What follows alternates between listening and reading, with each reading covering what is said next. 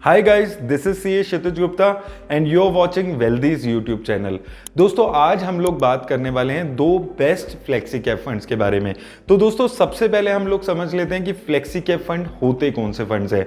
तो ये वो फंड्स होते हैं जहां पर फंड मैनेजर के पास पूरी फ्लेक्सिबिलिटी होती है कि वो लार्ज कैप, मिड कैप और स्मॉल कैप कंपनीज में कितना भी पैसा इन्वेस्ट कर सकता है। तो यहां पर सबसे अच्छी बात क्या होती है कि मार्केट कंडीशन के हिसाब से फंड मैनेजर ये डिसीजन ले सकता है कि उसको लार्ज कैप, मिड कैप और स्मॉल कैप में से किस कंपनी में ज्यादा पैसा रखना है। अगर मार्केट कंडीशन आने वाले 6-8 महीने में फंड मैनेजर को ऐसा लगता है कि लार्ज कैप कंपनीज के लिए अच्छी होंगी, तो वो अपना पैसा लार्ज कैप कंपनीज में शिफ्ट कर सकता है। तो ये फंड्स एक अच्छी खासी फ्लेक्सिबिलिटी फंड मैनेजर को प्रोवाइड करते हैं और साथ साथ इन्वेस्टर्स के पोर्टफोलियो में भी लार्ज कैप, मिड कैप और स्मॉल कैप तीनों ही कंपनीज का एक अच्छा मिक्सचर आ जाता है। वहीं अगर हम रिस्क से बात करते हैं तो यहां पर लार्ज कैप फंड से ज्यादा रिस्क होता है, क्योंकि यहां पर आपका पैसा मिड कैप और स्मॉल कैप कंपनीज में भी इन्वेस्ट होता है, लेकिन मिड कैप और स्मॉल कैप फंड्स के कंपैरिजन में कम रिस्क लेने वाले ये फंड रहते हैं। तो अगर आपका जो रिस्क प्रोफाइल है वो मॉडरेट रिस्क का है, तो ही आप ऐसे फंड में इन्वेस्ट करने के बारे में सोचें। अब आइए दोस्तों, हम देख लेते हैं कि वो कौन से दो फंड्स हैं जो सबसे अच्छी रिटर्न दे रहे हैं। सबसे पहला फंड दोस्तों आ जाता है PGM India flexi cap fund. इसकी अगर हम एसेट अंडर मैनेजमेंट की बात करते हैं तो 4000 करोड़ से ज्यादा का इसका एसेट अंडर मैनेजमेंट हो चुका है। वहीं अगर आप बात करें इसकी मार्केट कैप एलोकेशन में, तो सबसे ज्यादा पैसा ये लार्ज कैप कंपनीज में लगा रहा है, 60% से ज्यादा। उसके बाद मिड कैप कंपनीज में 20% से ज्यादा पैसा है और स्मॉल कैप में 10% से ज्यादा। तो यहां पर आप देख सकते हैं कि major allocation large cap companies को दी गई है। सेक्टर वाइज एलोकेशन पे बात करें तो financial, technology, capital goods, chemicals और मटेरियल सेक्टर में इसने अपना मेजर पैसा लगाया हुआ है। और अगर आप यहां पर देखेंगे इन पांचों सेक्टर में मिलाकर 60% से ज्यादा एलोकेशन है, यानी कि कंसंट्रेशन जो है इसकी इन 5 सेक्टर में काफी ज्यादा है। वहीं अगर आप कंपनीज पे यहां पर बात करते हैं टॉप 10, तो आप देखेंगे कि मेजरली यहां पर शुरू में मेजरली सारी लार्ज कैप कंपनीज दिखती हैं, जैसे कि इन्फोसिस, एचडीएफसी बैंक, आईसीआईसी बैंक। उसके अलावा एम्फेसिस यहां पर आ जाती है, बजाज फाइनेंस, एक्सिस बैंक, एल&टी इन्फोटेक, ऐसी कंपनीज यहां पर ज्यादा देखने को मिलती है। तो आप देख सकते हैं कि मेजरली टॉप 10 में से लार्ज कैप कंपनीज में काफी सारी कंपनीज हैं, 6-7 कंपनीज लार्ज कैप कंपनीज हैं और उसके अलावा मिड कैप कंपनीज भी यहां पर दिखती है। तो टॉप 10 के पोर्टफोलियो में एक अच्छा खासा मिक्सचर ये फंड बनाकर चल रहा है, जहां पर लार्ज और मिड कैप कंपनीज आपको देखने को मिलती है। वहीं अगर आप सेक्टर वाइज देखेंगे तो मेजरली आप देखेंगे फाइनेंशियल और टेक्नोलॉजी सेक्टर ज्यादा यहां पर है। 3-4 बैंक्स यहां पर आपको देखने को मिल जाते हैं। उसके साथ साथ इन्फोसिस, एम्फेसिस और उसके साथ एल&टी इन्फोटेक जैसी टेक्नोलॉजी कंपनीज भी यहां पर शामिल हैं। तो एक अच्छा खासा मिक्सचर आपको मिल रहा है टॉप 10 कंपनीज में लार्ज कैप और मिड कैप कंपनीज का। तो यही एक फायदा होता है अगर आप फ्लेक्सी कैप फंड्स में इन्वेस्ट करते हैं। वहीं दोस्तों, रिटर्न स्पेस की अगर हम बात कर लें तो 1 साल पहले अगर आपने इस फंड में वन टाइम 10,000 रुपए लगा दिए होते तो वो पैसा इस फंड ने आपका 12,000 के आसपास बना दिया, यानी कि 21% के आसपास की रिटर्न। वहीं दोस्तों, 5 साल पहले अगर आप इस फंड ने 10,000 रुपए लगाए होते तो वो पैसा आपका 20,000 से ज्यादा इस फंड ने बना दिया है। 16% के आसपास की रिटर्न इस फंड ने आपको 5 सालों में जनरेट करके दी है। और अगर आपने इसकी इंसेप्शन में यानी कि मार्च 2015 में ही 10,000 रुपए लगा दिए होते तो वो पैसा 25,000 के आसपास हो गया है। तो इस फंड ने आपको लगभग 6-7 सालों में 14% की CAGR रिटर्न जनरेट करके दी है।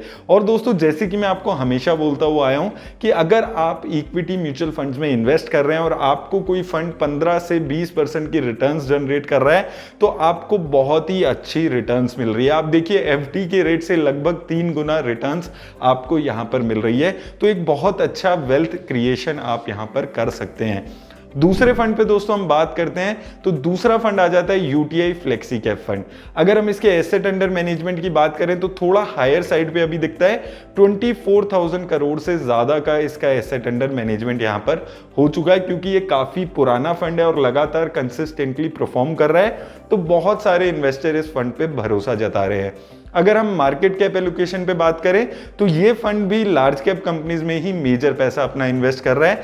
60% से ज्यादा पैसा ये लार्ज कैप में लगा रहा है, वहीं 30% के आसपास पैसा ये मिड कैप कंपनीज में लगा रहा है और स्मॉल कैप कंपनीज में सिर्फ 4% पैसा है। तो यानी कि ये फंड कंपैरेटिवली कम रिस्क ले रहा है अगर आप इस फंड को कंपेयर करते हैं पीजीएम इंडिया फ्लेक्सी कैप से, क्योंकि इसने स्मॉल कैप कंपनीज में कंपैरेटिवली कम पैसा लगाया है।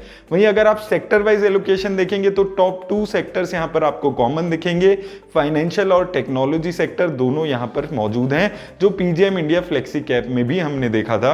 उसके अलावा हेल्थ केयर सर्विस और इस यहां पर सेक्टर्स आपको देखने को मिलते हैं। तो ये काफी अच्छा सेक्टर है और यहां पर इन 5 सेक्टर में मिलाकर 72% के आसपास इसने पैसा लगाया हुआ है। तो यहां पर भी टॉप 5 सेक्टर्स में काफी ज्यादा कंसंट्रेशन देखने को मिलता है और फाइनेंशियल और टेक्नोलॉजी सेक्टर में काफी ज्यादा पैसे लगे हुए हैं। तो दोस्तों एक चीज यहां पर आपको समझ आ गई होगी कि आपको दोनों फंड्स एक साथ लेने की जरूरत नहीं है, क्योंकि ओवरलैपिंग काफी ज्यादा सेक्टर वाइज दिखती है। टॉप 10 कंपनीज पे बात कर लें तो यहां पर भी ओवरलैपिंग थोड़ी आपको देखने को मिलेगी।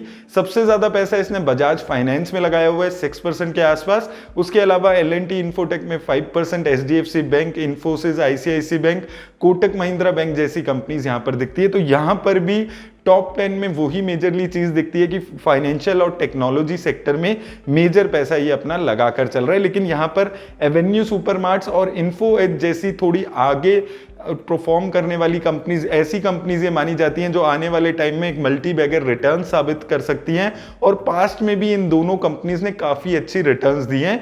तो अच्छा खासा यहां पर डाइवर्सिफिकेशन करके चलने की ये फंड कोशिश कर रहा है, जो कि एक बहुत पॉजिटिव बात है इन्वेस्टर्स के लिए। लेकिन यहां पर भी आप देखेंगे फाइनेंशियल सेक्टर की 5-6 कंपनीज टॉप 10 में दिखती है। Bajaj finance, HDFC bank, ICICI bank, Kotak Mahindra, HDFC, ये सारी फाइनेंस रिलेटेड कंपनीज देखने को मिलती है।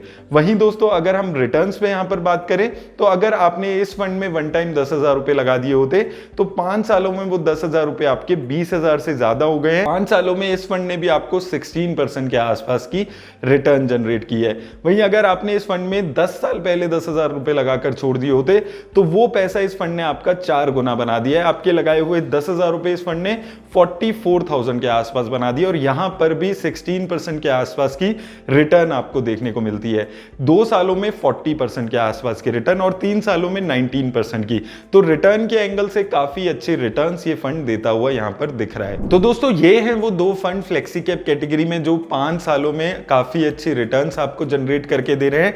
आज से कुछ टाइम पहले तक ये रिटर्न्स और भी ज्यादा अच्छी थी, लेकिन सिंस अभी पिछले 6-8 महीने में मार्केट बहुत ज्यादा अच्छा परफॉर्म नहीं कर रही है, तो इवेंचुअली सभी फंड्स की जो रिटर्न्स है वो धीरे धीरे कम होने लगी हैं। लेकिन उसके बावजूद अगर कोई फंड आपको 15% की रिटर्न दे पा रहा है तो आपके जो पैसा है वो काफी अच्छी जगह लगा हुआ है। तो काफी अच्छी रिटर्न्स इन दोनों फंड्स ने जनरेट करके दी है। उम्मीद करता हूं दोस्तों इस वीडियो से आपको फ्लेक्सी कैप फंड्स के बारे में जानने में काफी हेल्प हुई होगी। अगर ये वीडियो आपको अच्छी लगी हो तो लाइक और शेयर जरूर करें। Also if you are a CA, finance adviser और अ वेल्थ मैनेजर और आप अपने मल्टीपल क्लाइंट्स का पोर्टफोलियो मैनेज और ट्रैक करना चाहते हैं तो वेल्दी ऐप को डाउनलोड करें और वेल्दी बने। थैंक यू दोस्तों again for watching this video. Link of the app is in description box.